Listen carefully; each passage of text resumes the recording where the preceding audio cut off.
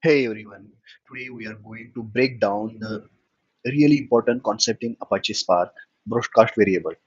Don't worry if it sounds complex at first because we will explain it step by step using the example you see in your daily life.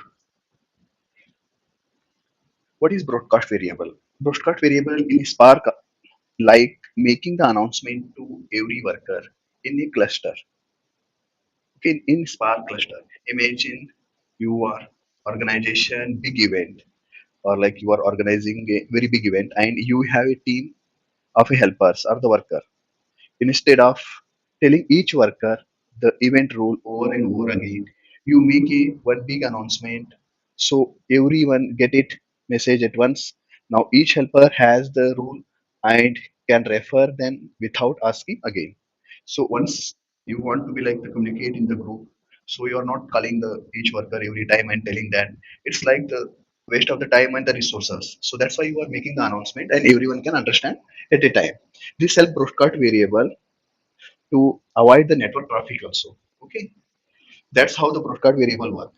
They are the pieces of read-only data that Spark send to every worker in the cluster. So data it is read-only and it is not changeable. Okay, so each worker has their own local copy to use. So this data it is like locally means in memory. This data read-only data get stored and they can use it. This is stored in memory, so there is no need to transfer the data again and again over the network. This saves a lot of time when you are processing huge amount of data. So the local copy of the data it will stored in the in memory, and whenever the worker need this, they can refer and they can work on this. So this is the way broadcast variable will work.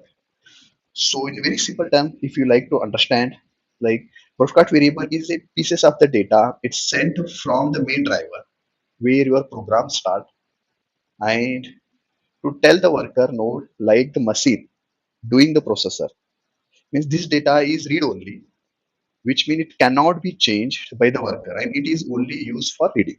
Okay, if they have the instruction and just it is for reading, they have to use. How it work? Sending the data when you have some data like small table or a lookup value that all worker node read. Whatever like the small data means like the country information you have, the country name you have. So that's the read only data and that will send local copy to the in memory and they can read it. Spark send data in each worker means like as we explained in the small diagram. So this data it will send to the each worker and they can refer it. Example, imagine you have a list of name that you want to match with larger data. Like you take the name, you take the country name, or you take the some currency conversion. Like suppose the India dollar or the India rupees to the dollar, or like dollar to the yuan. Like how can we convert? Just conversion rate.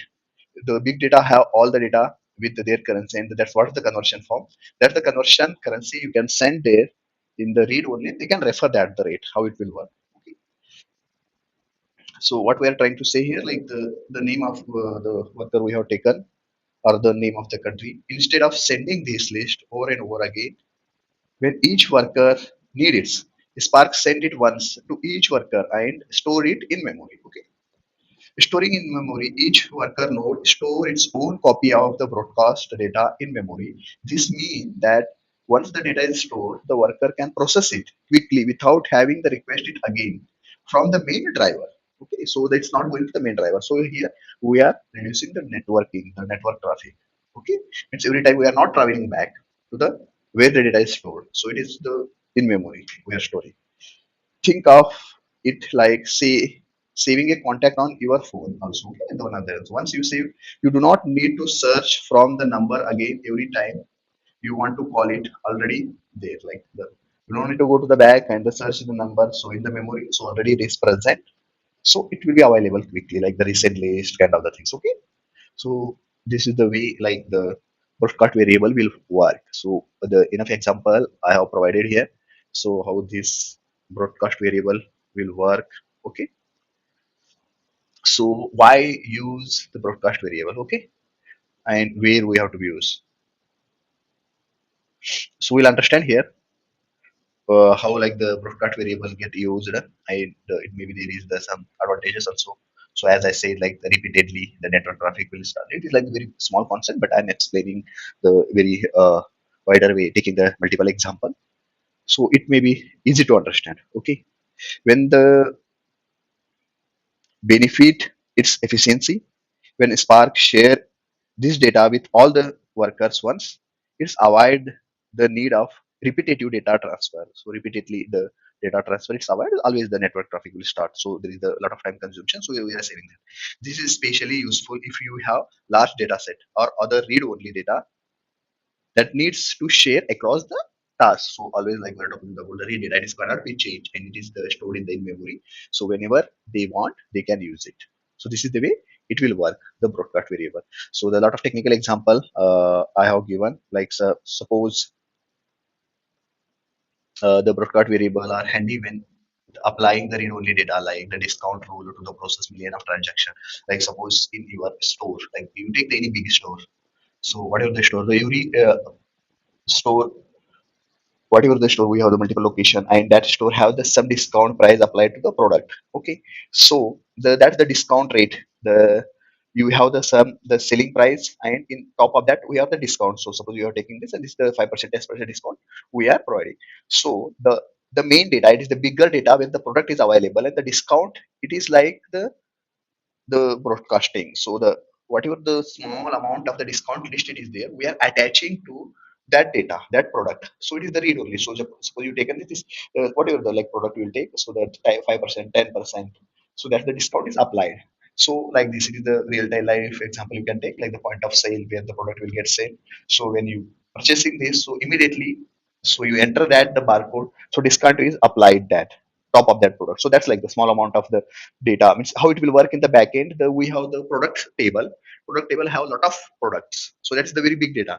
But the discount, it is like very small value, or the lookup kind of things we are applying to that, and it's easy to store in the in memory. And so we are not going to the discount table every time and taking that the searching this product, what is the discount for that, again coming back and the selling means it is coming to the front end screen of the uh, uh, point of sale where the screen is available. So we call as the pause. So it's not coming back again to the network king table. Means like it will take a lot of time, right? It's flow to and fro, like going back, searching that, again coming back and showing, yeah, this is the discount. So that's why we are broadcasting. We are like taking this the small amount of data, storing read only in the memory. So it will be like easy to available, and is the like to reduce the network traffic. Okay, so that's way it will work. So thank you.